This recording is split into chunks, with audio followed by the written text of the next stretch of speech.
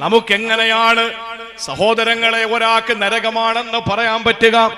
സ്വർഗമാണെന്ന് നമുക്കെങ്ങനെയാണ് പറയാൻ പറ്റുക?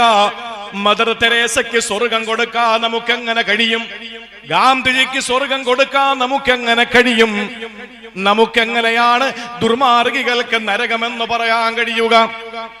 എങ്ങനെയാണ് സൽക്കർമ്മിക്ക് സ്വർഗം കിട്ടുമെന്ന് പറയാൻ കഴിയുക? ഇതൊന്നും നമ്മുടെ ജോലിയല്ല. അള്ളാഹുവിന്റെ കാര്യത്തിൽ നമ്മൾ ഇടപെടണ്ട.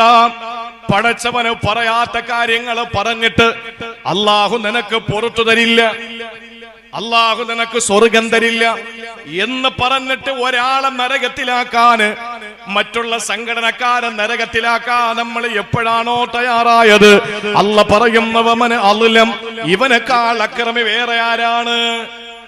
അള്ളാഹു ചോദിക്കാൻ, ഇഫ്തറ അലല്ലാഹി കദിബ, അള്ളാന്റെ മേൽ കളവാരോപിക്കുന്നവർ, പടച്ചോന്റെ മേൽ കളവാരോപിക്കുന്ന ഇവനേക്കാൾ അക്രമി ലോകത്ത് വേറെ ആരാണ്? നമ്മളെ ഏൽപ്പിച്ചോ സഹോദരങ്ങളെ ഒരാളെ നരകത്തിലാക്കാൻ?